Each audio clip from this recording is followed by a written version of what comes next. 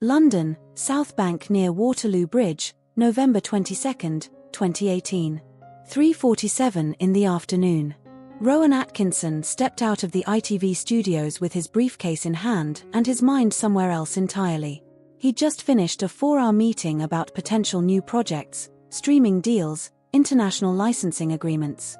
At 63 years old, Mr. Bean had become more than a character. It was a global empire, a business, a legacy that generated millions every year. But Rowan was tired. The November air in London was cold and damp, the kind that seeped into your bones. He pulled his coat tighter and started walking toward the taxi stand near the river. His assistant had offered to arrange a car, but Rowan preferred to walk when he could. It cleared his head. The South Bank was busy. Tourists, street performers, people rushing home from work. No one recognized him. Without the Bean face, the physical comedy, the ridiculous expressions, Rowan was just another man in a dark coat. That was exactly how he liked it. But then he heard it. Music. Not just any music. The Mr. Bean theme. That iconic instrumental melody, the one composed by Howard Goodall in 1990. The one that had played over the opening credits of every single episode. The bouncing, playful, unmistakable sound. Rowan stopped walking. His heart skipped. He turned his head toward the sound. 30 meters ahead, near the steps leading down to the river, a man was sitting on a piece of cardboard. In front of him was a battered violin case, open, with a few coins scattered inside. The man was playing a violin. Old, scratched, held together with tape in some places. But the sound was perfect. Note for note. The Mr. Bean theme. And then the musician hit a note that wasn't in the original. A single haunting high note that hung in the cold air. Rowan Atkinson froze. The man playing the violin was older, maybe in his late 50s, maybe older. It was hard to tell. His face was weathered, deep lines carved around his eyes and mouth. His skin had that grayish tone that came from years of living outside, from cold nights and missed meals.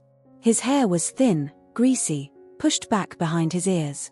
He wore a navy blue jacket, too thin for November, with holes near the elbows. Beneath it was a faded sweater, and around his neck, a scarf that might have once been red but was now closer to brown. His pants were black, stained, and his shoes, old leather boots with the soles separating from the tops. But his hands moved across the violin like they belonged to someone else. Smooth, confident, precise. Every note was clean. Every bow stroke deliberate. He wasn't just playing the Mr. Bean theme. He was performing it. His eyes were closed. His head swayed gently with the rhythm. And then he played that note again. The one that wasn't supposed to be there. A variation. An improvisation. Something emotional, something that added weight to a melody that was supposed to be light and silly. Rowan took a step closer. Then another. His breath formed small clouds in the cold air. People walked past the musician without stopping. A woman dropped a coin into the case without breaking stride. A teenager glanced at him, smiled, kept walking. No one stayed. No one listened. But Rowan listened. In front of the man, leaning against the cardboard, was a handwritten sign. The letters were shaky, written with a dying marker. Musician. Trained at Royal Academy. Anything helps. God bless. Royal Academy. Rowan's chest tightened. The Royal Academy of Music was one of the most prestigious conservatories in the world. And this man, this homeless man playing on the South Bank for coins, had trained there. When the song ended, the man opened his eyes slowly. He looked down at his violin case. He counted the coins. Maybe £2. Maybe less. Then he looked up and saw Rowan standing there, staring at him. Their eyes met. The man's expression shifted. Confusion. Then recognition. Then disbelief. Rowan reached into his coat pocket and pulled out his wallet. Inside were several £20 notes, a 50, and some loose bills. He took out the 50, folded it once, and leaned forward to place it gently into the violin case. The man's eyes followed the note as it fell. He stared at it for a long moment, then looked back up at Rowan. That's too much, sir, he said. His voice was soft, educated, with a slight tremor. The kind of voice that hadn't been used much lately. "You played it beautifully," Rowan said. His own voice was quiet, almost careful. "That note at the end. The one you added. That wasn't in the original." The man smiled, but it was a sad smile. The kind that carried years of pain behind it. "No, it wasn't," he said. "I took a liberty. I hope you don't mind." Rowan shook his head. "I don't mind at all. It was better." There was a silence between them. The sounds of the city filled the space. Traffic. Voices. A siren somewhere far off. "What's your name?" Rowan asked. The man hesitated. As if the question itself was foreign. As if no one had asked him that in a very long time. "Thomas," he said finally. "Thomas Brennan. But people used to call me Tom." Rowan nodded. "I'm Rowan." Tom's lips twitched into another small smile. "I know who you are, Mr. Atkinson. Everyone knows who you are. You've made the whole world laugh." Rowan didn't know what to say to that. So instead, he asked, "May I sit?" Tom looked surprised. He glanced at the cardboard beneath him, then at the stone step beside it. "It's not very clean, sir. And I haven't had a proper wash in some time." "I don't care," Rowan said. And he sat down. Right there on the cold stone step, in his expensive coat, next to a homeless man on a piece of cardboard. Tom stared at him as if he'd just witnessed something impossible. "You played the Bean theme like you understood it," Rowan said. "Not the way it was written. The way it feels. Not many people can do that." Tom lowered his head. He looked at his violin. The wood was scarred, the strings old. "I did understand it, Mr. Atkinson," he said quietly. "Because I lived it. Not the comedy. The loneliness. The invisibility. The feeling of being a joke that no one actually laughs with." Rowan's throat tightened. He knew that feeling. He'd spent decades playing a character who barely spoke, who stumbled through life, who was always on the outside looking in. But Tom had lived it. Truly lived it. "You trained at the Royal Academy?" Rowan asked. Tom nodded. His fingers traced the edge of the violin's neck, a gesture that seemed automatic, comforting. 1982 to 1986, he said. Full scholarship. Violin performance. I was going to be a soloist. That was the dream. My teachers said I had the talent. They said I could play with the London Philharmonic one day, maybe even tour internationally. Rowan listened. He didn't interrupt. "I graduated with honors," Tom continued. His voice was steady now, as if telling the story gave him something to hold on to. "Got a position with a regional orchestra in Manchester. Not the Philharmonic, but it was a start. I was 24 years old. I thought my life was beginning." He paused. His jaw tightened. "Then my mother got sick. Cancer. Pancreatic. She lived in London, alone. My father had died when I was 16. I was all she had. So I left the orchestra. I came back to take care of her. I thought it would be temporary. A few months, maybe a year. But it wasn't. It was 3 years. 3 years of hospitals, treatments, watching her fade. She died in 1991. Rowan's chest ached. He wanted to say something, but the words felt too small. "By the time she passed, I'd been out of the music world for too long," Tom said. "The orchestra had replaced me. Other positions had been filled. I auditioned for everything. Chamber groups, teaching positions, even wedding gigs. But there were younger players now. Hungrier. Cheaper. I was 27, but in that world, I was already too late. I kept trying. Worked part-time jobs. Grocery stores, delivery driving, anything to pay rent while I practiced, while I sent out applications. But rejection after rejection. The money ran out. Lost the flat in 1994. Moved into a hostel. Then the hostels filled up. And then, he gestured around him. The cardboard. The river. The street. Then this. How long? Rowan asked, though he wasn't sure he wanted to know the answer. 24 years, Tom said. I've been on the streets for 24 years. 24 years. Rowan's mind spun. 1994, that was the year The Ultimate Disaster movie had been released. The year Rowan had become a global superstar. The year his face had been on billboards in 40 countries. And Thomas Brennan, a Royal Academy graduate, had been sleeping on the streets of London. The violin? Rowan asked, looking at the battered instrument. Tom smiled. This time, there was a flicker of warmth in it. I never sold it. I could have. God knows I needed the money. But I couldn't. It was the only thing I had left from before. From when I was someone. So I kept it. And I played. On the tube sometimes, on corners, near theaters. Playing kept me alive. Not the money, though that helped. But the music itself. It reminded me that I used to be more than this. Rowan's eyes burned. He blinked, looked away toward the Thames. The water was grey and cold, moving slowly beneath the bridge. Why the Bean theme? He asked. Tom laughed softly. I heard it on a television in a shop window a few years ago. An episode was playing. And I watched you. Mr. Bean. This character who doesn't fit anywhere. Who's always alone.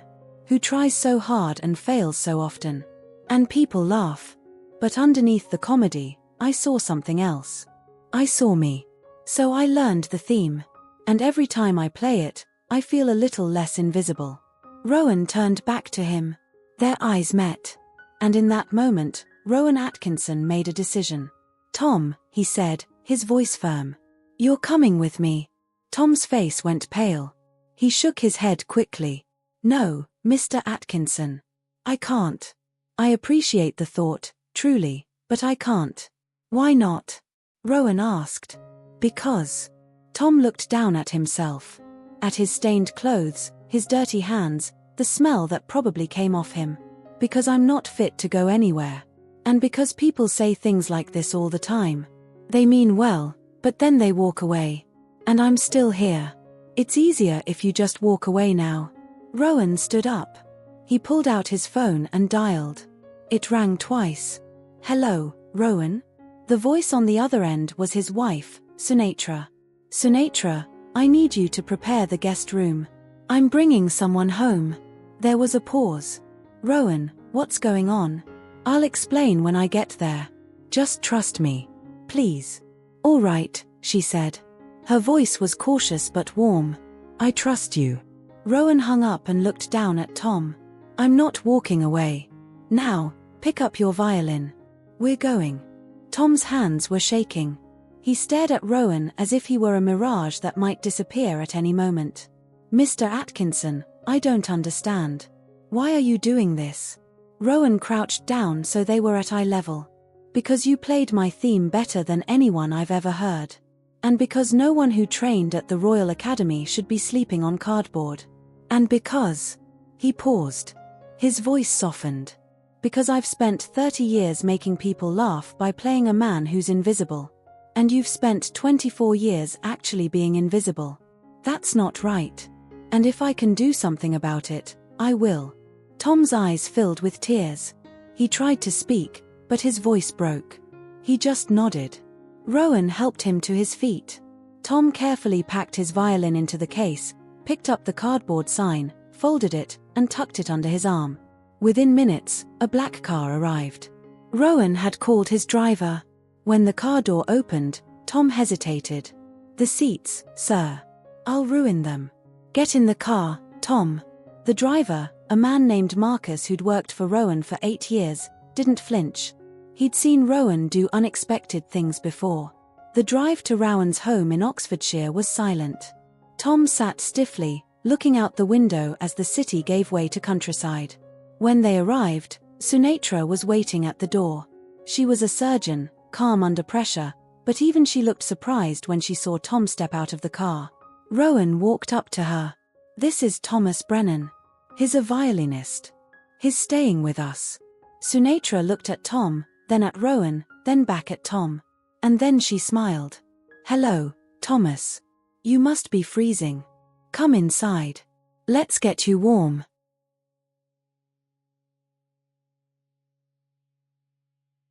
Sunatra led Tom upstairs to the guest room. She showed him the bathroom, laid out clean towels, and brought him a set of Rowan's clothes. Sweatpants, a sweater, socks. Take your time, she said gently. There's no rush. The shower's all yours. When Tom closed the bathroom door, he stood there for a moment, staring at the mirror. He barely recognized the man looking back at him. Grey. Worn. Broken. He turned on the shower. The water was hot, almost too hot, but he didn't adjust it. He stepped in fully clothed at first, as if his body had forgotten what to do. Then slowly, he undressed and let the water run over him. 24 years of dirt, shame, and cold washed down the drain. He cried. Not loudly. Just silent tears mixing with the water. Downstairs, Rowan explained everything to Sunatra. The South Bank. The violin. The Royal Academy. The 24 years. Sunatra listened without interrupting. When he finished, she reached over and squeezed his hand. So what's the plan? She asked. Rowan exhaled. I don't know yet. But we start here. Food. Rest. Safety. Then we figure out the next step. An hour later, Tom came downstairs. He was clean, wearing Rowan's clothes, his wet hair combed back. He looked younger. More human. Sunatra had prepared soup, bread, tea. The three of them sat at the kitchen table. At first, Tom couldn't eat. His hands shook too much. But Sunatra encouraged him, and slowly, he began. They didn't talk much. Rowan asked a few questions. Tom answered quietly. The Royal Academy. His mother. The years on the street. When the meal ended, Rowan leaned forward. Tom, I want to help you properly. Not just tonight. Really help. But I need to know, what do you want? If you could have anything, what would it be? Tom looked down at his hands. Then he said, barely above a whisper, I just want to play music again. Like I used to. Like I mattered. 3 months later, something remarkable happened. Rowan had made calls. To the Royal Academy, to music charities, to old colleagues in the industry. He'd helped Tom apply for housing assistance, gotten him into therapy for trauma and depression, and most importantly, he'd given him something no one else had, belief. In February 2019, Tom gave his first performance in 24 years. It wasn't at the Royal Albert Hall. It wasn't with an orchestra. It was at a community centre in North London, teaching violin to children from low-income families. Rowan had funded the programme himself. Tom stood in front of 12 kids, holding his violin. His hands were steady now. He played the Mr. Bean theme, the same way he'd played it on the South Bank. With that extra note. The one that carried all the weight. The children clapped. One little girl asked, "Can you teach me that?" Tom smiled. A real smile. "Yes," he said. "I can teach you anything." By the end of the year, Tom's program had grown to 40 students. He'd moved into a small flat in Islington, paid for by a music charity Rowan had connected him with. He performed occasionally at benefit concerts, always introducing himself the same way, "My name is Thomas Brennan. I was invisible for 24 years. But music brought me back." Rowan attended one of those concerts. He sat in the back, watching Tom play. When it ended, Tom found him in the crowd. "Thank you," Tom said. "For stopping. For listening. For seeing me." Rowan shook his head. "You were always worth seeing, Tom. I just happened to be paying attention."